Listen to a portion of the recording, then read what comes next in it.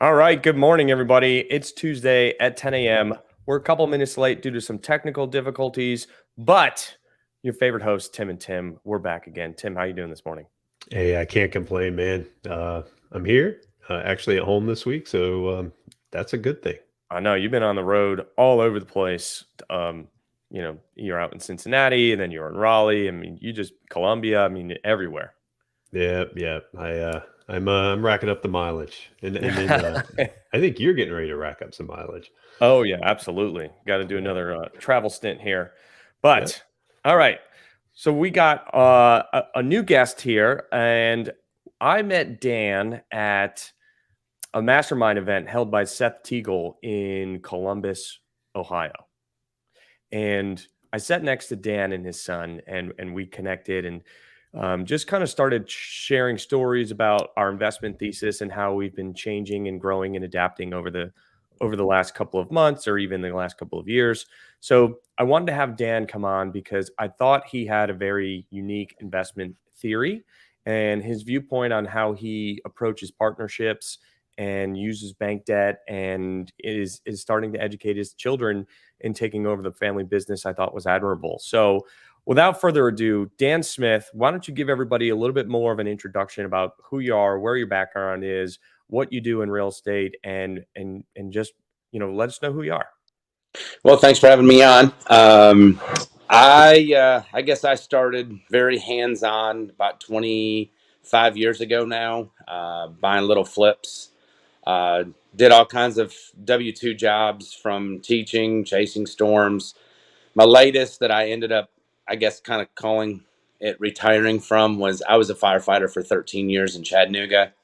And about 2 years ago, I ended up quitting and was able to go, as I say, full time into real estate. But I've been doing real estate for 25 years. We just were able to sell off a few things that gave us kind of some security to know that, leaving a W-2 job would be good. But I've done anything from flips to long term rentals, small apartment buildings.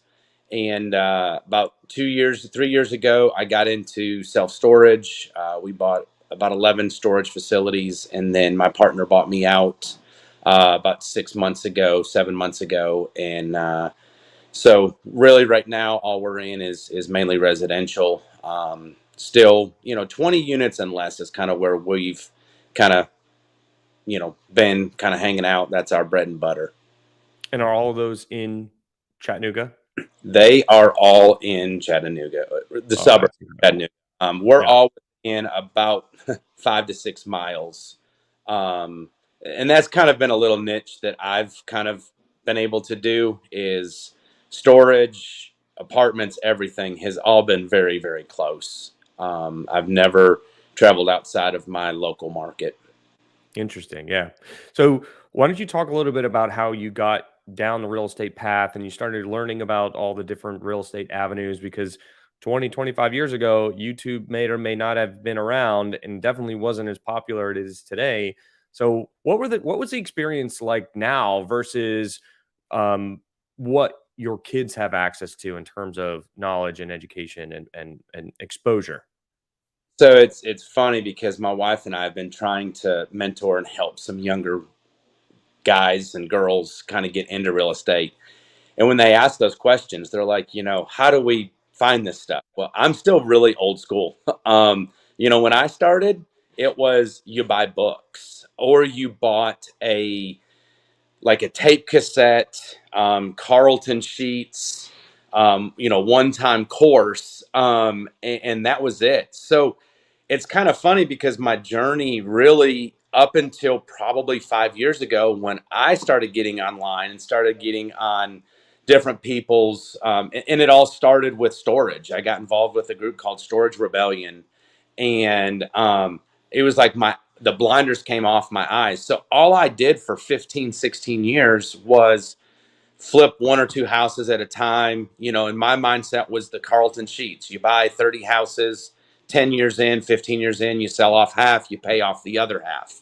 So that has been a huge influence into I guess my investing career is that I've just focused on getting out of debt, Buying in my local market. Buying outside of my market wasn't really anything that I thought of until 3-4 years ago when I got involved with storage. And they're like, hey, you don't have to do it just in your market. You can, jump on a plane, go fly over, check it out. You can have a call center. You can have boots on the ground. And it was huge. I mean, it's opened up a lot of opportunities and avenues for me, but it's hard to teach an old dog new tricks. So Yeah, we had some in-depth conversations about how Tim and I are buying deals and how we're structuring them and like our mindset, because I don't own anything where I live, like literally nothing. It would be a pleasure to own something that is less than 2 hours away. Everything that I own is more than 2 hours away. yeah. Well, it can be a pleasure, but yet it can also be a frustration because you can go buy it all the time. And that was part of the appeal when I got involved with the storage group. It was, hey, you're not going to go buy the property every day. Where me, I have a little routine. I go around to the jobs that we're working on right now. But on the positive side, I can go and I can deal with issues very quickly. I can put my eyes on it. But it's just my race. You might have a different race. Tim might have a different race, but it's the way that I've done it, and it's been good for us. Positives and negatives, because sometimes I'm envious and jealous of guys like you that don't have anything close. I wish I could say that. You always want what you don't have, huh? That's Yeah, absolutely. Yeah, Dan, it sounds like you and I were on this couch late at night watching some of the same infomercials, man. Like, I remember those Carlton sheets, 11, 12, 1 o'clock in the morning, Yep. coming on. I remember that stuff. It's dorm room watching, Yeah. and that's when I found it. I can't tell you how many times I almost was like, I'm calling him, like I'm going to order that. Yeah. But man, yeah, I mean, it sounds like I'm a little bit in between, right? Like I do have some stuff here where I live. I live, around the Charlotte market, but I do have stuff, 4 hours away as well. And like you said, pluses and minuses of both, right? But I am a little old school like you, coming out of the flip and kind of owning some single family stuff. I like to be able to go by and put my eyes on it. I like to see it myself, Yeah. So every now and then, like I was having a conversation with somebody yesterday. It's buying a ton of stuff in Oklahoma, and they don't live anywhere near Oklahoma. I have a hard time kind of getting my head around that, right? But yeah, hey, it works. What's that? I struggle with it because I just know how I am. Yeah.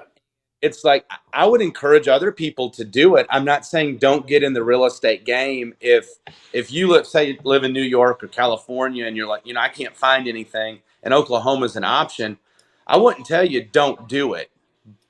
But because I've done it the way I've done it so long, I'm with you. It's very hard for me to think, man, I've got to jump on a plane. I've got to go out there and I've got to deal with stuff. But to discourage somebody from not getting in real estate, I would say still do it. Go to Oklahoma. Yeah. I'm seeing Oklahoma and Texas are the two that I'm seeing people do a lot of stuff in. And, I've thought about getting in the Texas game because I have some family there and I'd like to maybe go visit and do more. So, that was the one thing too, is that people kind of encouraged is when you do look outside of your local market, look somewhere that you have family, look somewhere that maybe you like to go on vacation. Like my mentor in storage, him and his family love Disney. So he bought a place in Florida. So every time he went to Florida to do his inspections on his storage facility, they just happened to go to Disney too. Mm-hmm. There's a nice trade-off. make it beneficial if you're going to do it. Yeah.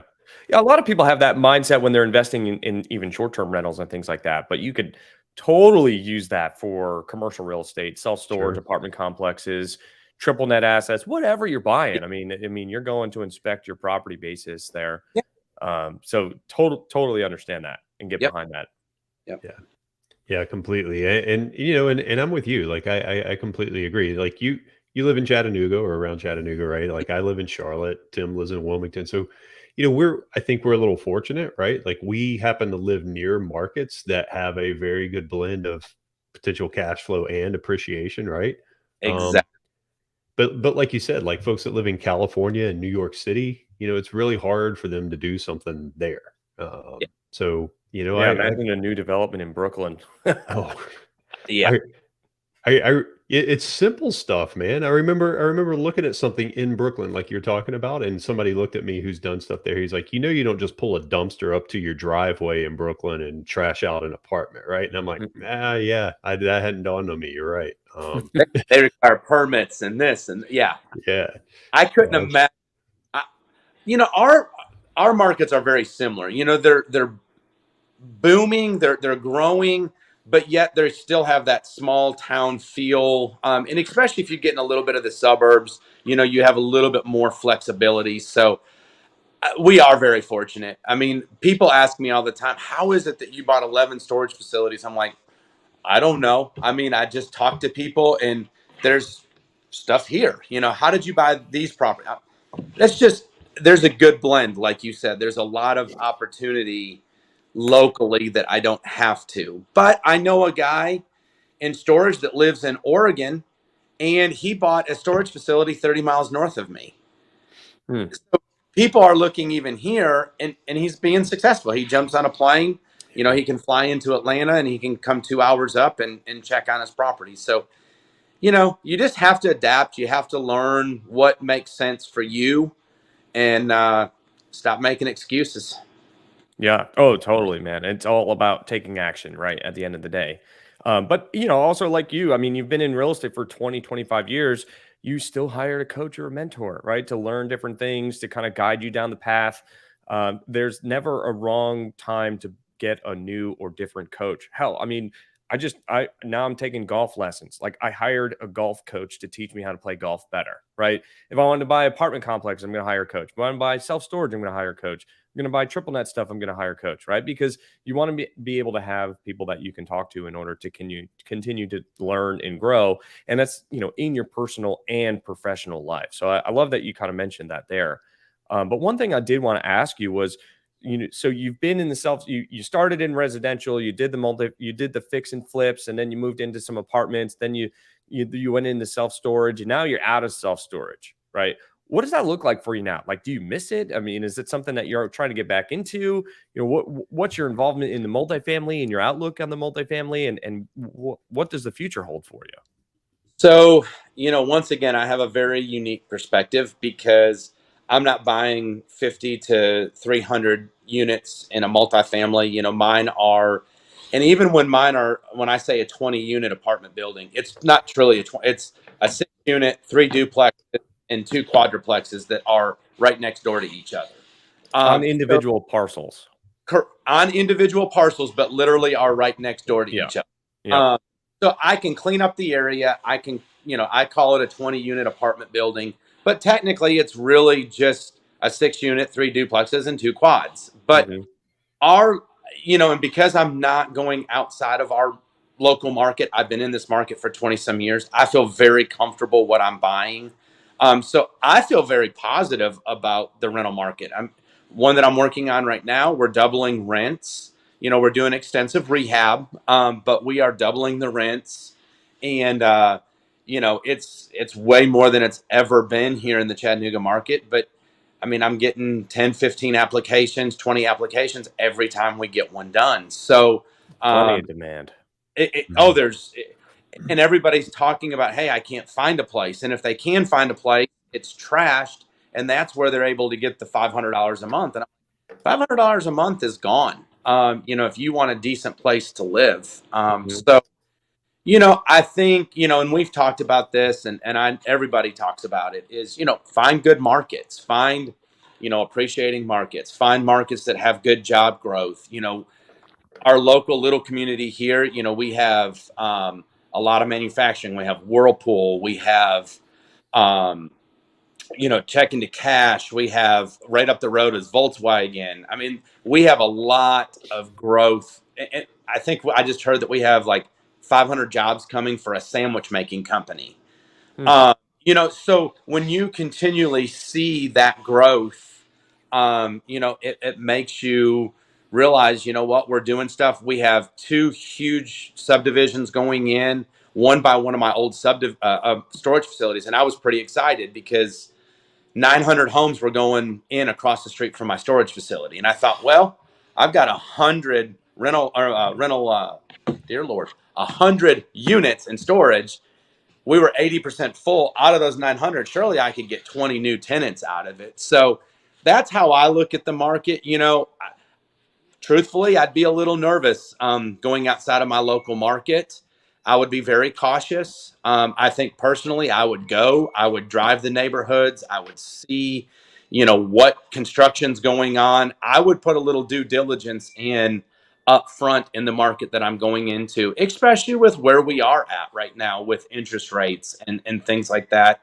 I think you can't speculate as much as you used to, because there was a lot of forgive with low interest rates and appreciation as well as rent increases. But man, I tell people every day, there are so many deals out there.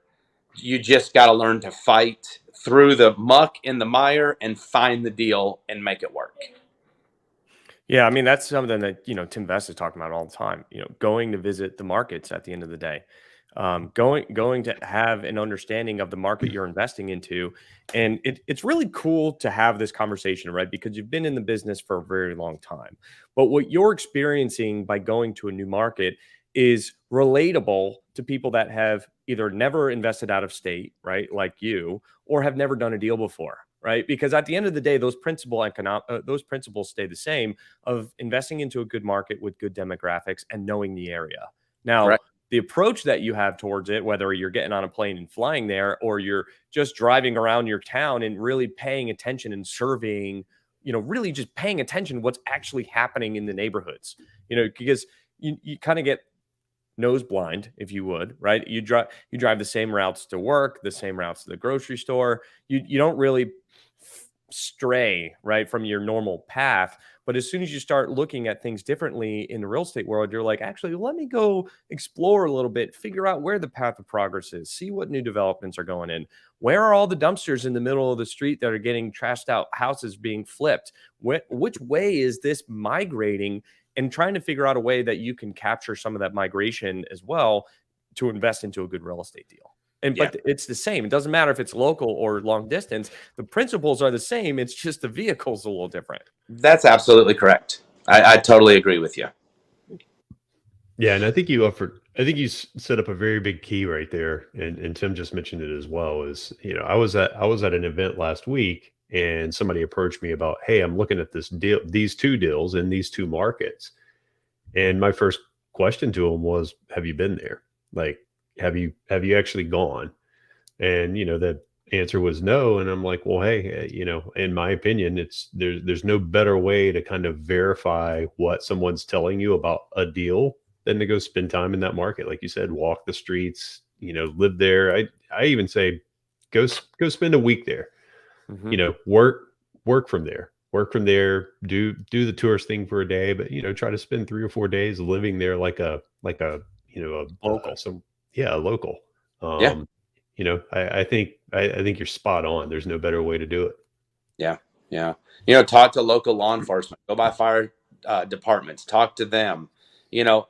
People love to talk. So get information and what's a week's worth of time to make sure that you're investing into an area, when you're spending multi-million dollars on things, what is a week, because that's another thing. People say, well, I can't do that. Or I don't have time. Well, you better make time. You don't want it bad enough then. The rebuttal always is, how bad do you want this? How bad do you want to be a successful real estate investor? How badly do you want other people to trust you to invest their money if you're going to be syndicating or doing JV deals or borrowing or whatever? What is it going to take for you to be confident in that market so that you can look somebody in the eye and shake their hand and tell them that you've done this research and this is what's going to happen? Yeah. Or at least have a really good inclination. And here's your reasons why. Yep. Totally agree. Yeah. Totally if you're going to be syndicating, I don't get that. I don't have time. Right. Like, and that's something, it's Tim and I talked about it. The mastermind is, I've never done a syndication. Up until 6 weeks ago, I was a sole proprietor. I didn't even have an LLC. There you go. We did everything, me and my wife. But I looked at it no different than a syndication on a personal level. Well, if I don't pay this back, it's going to affect my credit. It's going to affect, the people that, I've used as private lenders. So yeah, I don't want to be the guy that has to go to somebody and say, I screwed up. Yeah. I mean, you know what? And you bring up a really good point, because we're looking at it from a syndication standpoint, from investors in syndication, but private lenders, banks, right? They're still investors. Mhm. So Yeah, the you bank's the have, biggest investor. you got to be able to look at them and say, I've done the legwork, right? Yeah, Yeah. I mean, hell, I mean, we're doing a couple different things right now, and it's constant back and forth communication with the bank about the markets, about the property itself, the renovations, the refinance that we closed a little over a month ago, like 6 weeks ago now. There was heavy involvement from our side about explaining the asset, explaining the market trends, explaining the rentability of the units in the area. What is the supply and the demand? Because we know these assets and we know these markets, hopefully, better than the bank does, right? Because 9 times out of 10, I've seen that the banks that are lending on these deals, they're not local to the markets. They don't really know as well as you do. So they are making assumptions, and it's up to you as the investor. Doesn't matter if you're buying it for yourself or if you're doing a syndication. It's up to you to challenge all of the assumptions on the appraisal and on the bank underwriting. Because my favorite example of that is on the property where we refinanced, the appraiser, who knew the area very well, had the NOI of the property at like $650,000, but the bank had only underwritten it to $550,000.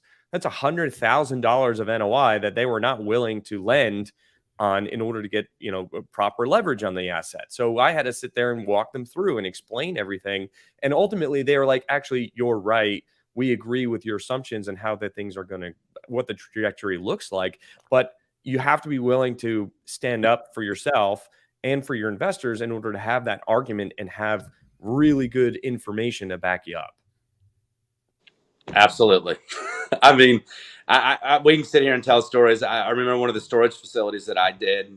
We were refinancing, exact same thing. The appraiser, I took pictures. I gave them all the comps. I gave them, the 5 storage facilities within the vicinity, all that kind of stuff. I did the appraisal. I mean, it is our job. I mean, it's our deal. We have to have that knowledge. If we It's your don't, livelihood at stake. exactly. And something else, this is maybe a little bit off the subject, but yet it makes a lot of sense. Knowing your area, knowing your market, knowing what you're doing to be credible to your investors, to be credible to the bank. I guess I got a real big appreciation for this. I've done several private lending recently, still in my own market. But I'm going to tell you, that's a whole different ball game when you start lending your money and you got somebody coming to you saying, hey, this is a property that I want to buy. Will you give me money? It makes you have an appreciation for the questions that the banks and your investors ask. Because Oh, you totally. say, okay, you know what? Now I was on their side. I'm lending this money. I want to know, what is the market? What is the crime rate? What is, the possibility of rent increase and all that kind of stuff. So I don't know. That was the last year. That was kind of a little eye opening to me. So I have a lot more appreciation for the underwriting side of things and the importance of me having the knowledge to be able to give that information to whoever I'm borrowing money from. Yeah. Totally. Dan, I think, go ahead, Tim. Dude, it is absolutely 100% in line there. I think it goes to show, like, you have to pre-think, what is the other side of the table going to ask, right? And that's how you be prepared, right?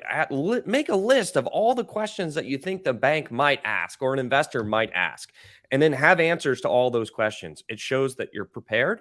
And then not only that, you will come off as confident. And when you're confident, people will trust in you because you know what you're talking about.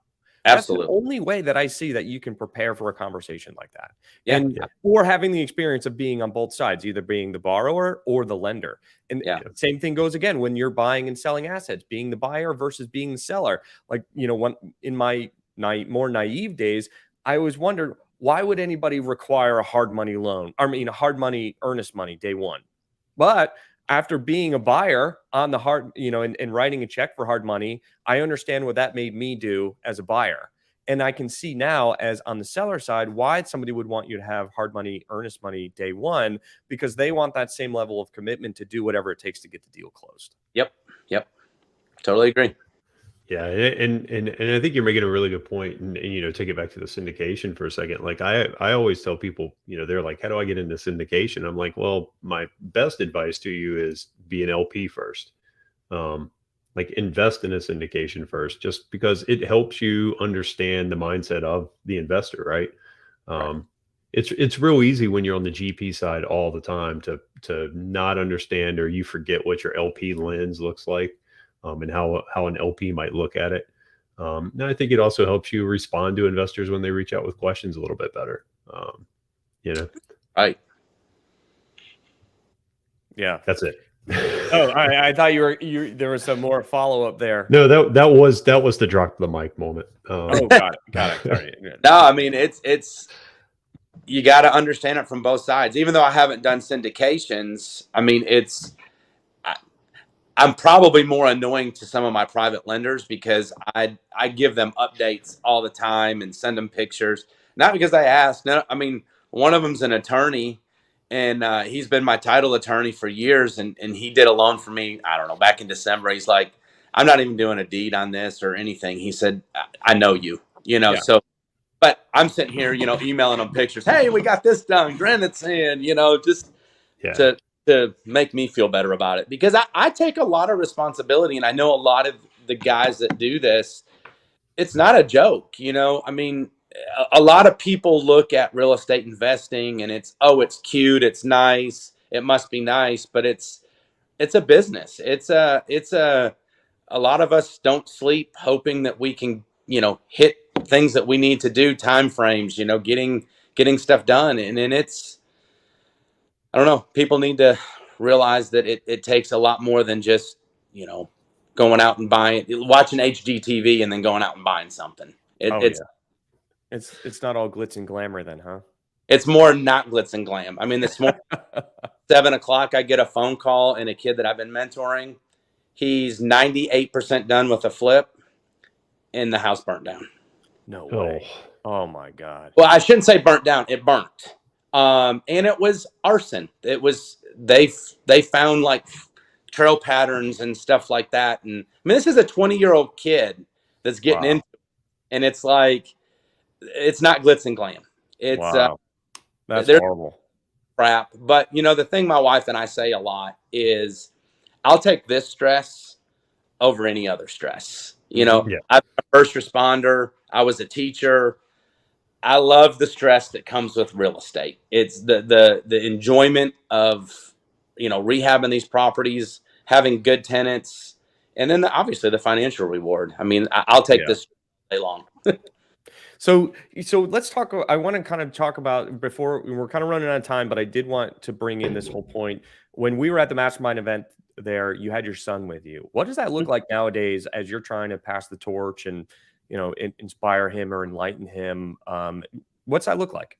So, because there's probably other people out here listening to this that have children that they may or may not have wanted to get into this. So what are some maybe words of encouragement and kind of approaches that you've taken in order to kind of get your children invested into the business as well? Well, it's a work in progress, just to be very transparent. So I have a 20-year-old that started working with me 2 years ago. And so I started, me out swinging the hammer, doing one deal at a time. So that was kind of what I knew. And I have a 31-year-old nephew that kind of followed in those same footsteps. He works for me full time, but he's also an investor on the side. Almost a millionaire at 31 years old, doing it, grinding way. My 20-year-old son comes along, and all I know is to say, hey, get out there, swing a hammer, learn how to do this, grind and do it. Well, then last year he's like, hey, I want to go to college. I don't like this hard work stuff. And I was like, oh, crap, I've screwed up. Maybe I should have done something else. So he's in college. He still wants to do real estate, but it's just going to be a different path. But my Mhm. younger son, the one that was at the mastermind, he's like, Dad, I want to get in real estate. So even where I'm at personally, I don't necessarily want to teach him how to do the, swinging a hammer, do that kind of stuff. Sure, having some knowledge of that I think is important. But through that, what we've done is I've actually bought a course. As we talk about coaching, I bought a course on flipping land. And my son's like, Dad, that really sounds interesting. I really want to do that. So I'm actually sitting down with him, and we're a couple days a week. We're going to my office and we're just going through this course, learning how to flip land. Obviously flipping houses. He wants to buy a duplex, live in one side, rent out the other. So I'm gonna be honest with you. I don't have a magic answer for that. I think in the long run, they'll both be involved. I am trying to teach them more of the investing side, only because, and it goes back to even the tools that I had when I first started. I had Carlton Sheets and I had Russ Whitney, a guy that wrote books out of Florida, guys like that I was very limited in my knowledge, and I did have local mentors. But it's the last 5 years that things have just blown up with education and the opportunity to learn. So what I'm doing is I'm pushing them to do a lot of going through courses. I mean, at the point he gets, I would love to see him get a coach outside of dad. Mhm.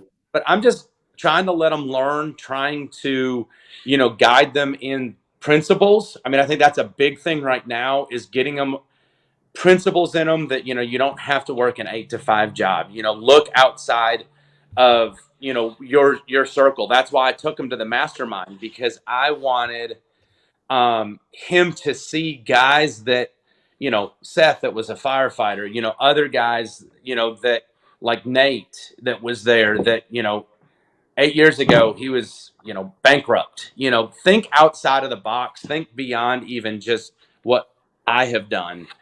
So I guess it's just education right now, and we've had that conversation, you talked about for a year and a half, you were educating, figuring things out. So that's kind of where I'm at. I mean, I'd love for him to take over. The management, we've even talked about starting a local property management company to help us, but then also to have income. So I don't know. It's very fluid right now. I Yeah. give a specific, this is what we're doing and how we're doing it, but that's what we're working through right now.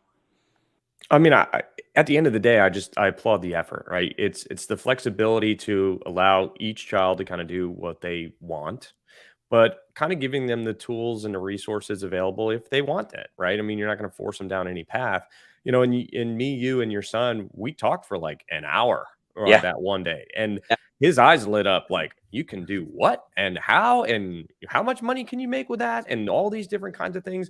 And like, contrary to you, I've never swung a hammer. Yeah. I've owned a bunch of real estate now, and I have never been the one to install the storm door or replace the countertops or anything like that. Yep. So it is valuable in its own right, and there's so many different paths. And I appreciate that you've realized that your path isn't the only path. And if Absolutely. you give them the resources available and you are consistent with it and show that you're interested in them also learning the trade or the skills or the principles, that they can find success, and it gives them the confidence to kind of to go out there and stick their neck out and try something new and try something different, because dad might not rescue me, but he's there to help me along the way and provide the support and guidance that I need. Yeah. I've had a lot of bumps along the road that, yes, I can guide them, but it's funny because it's like I almost don't want them to take the road that I took, because it was a very hard road. It was a Yeah. very physically draining, time draining. I didn't get involved with, personal coaches to, realize that time with your family is important. You only have 18 summers, with your Mhm. kids. Um, I was working 40 hours a week at the fire department, and I'd leave the fire department and I'd go work a 14, 16-hour day, swinging a hammer, putting a roof on, hanging sheetrock, doing whatever. So really, I'm pushing them away from the way that I have done it for the last 20 years. Mhm. I'm relearning, but I didn't do it wrong. I just did it different than other people. And I that's one thing that I just want people to understand too is, man, it's your own race. You know, Tim, That's you've right. done it You in a against you. yeah, you do you. You know, there's people that do it in apartments, there's people that flip. There's make sure you're happy. You know, that's one of the biggest things is especially as tough as our world is, you know, everything that's going on, enjoy what you do. Enjoy it. And you know, I don't care how you do it, just enjoy it. That's right. I think that's a great message to wrap it Yeah. up right there. Got to be honest. Perfect. Because Man, that's I what it's loved it. all about. Yeah. So Cool. well, All guys, right. for Well, having that's all the time we got today. Dan Smith, thanks again for coming on and telling your story and hopefully inspiring some of the listeners that have some children or, they want to learn more about you. How can they get in touch with you? well, the easiest is my wife and I do a little coaching program, and it's called Happy Home Tennessee. They can get us there, or you can just reach out to my personal email. I can give that to you guys, and they can reach out. But you know, I'm open. I'm willing to talk. You know, I don't have it all figured out, but I've had a long time of going through it. I love it. All right. Thanks again. Appreciate your Problem. time. Thank you guys. Appreciate having me on. Peace. And great to meet you, man.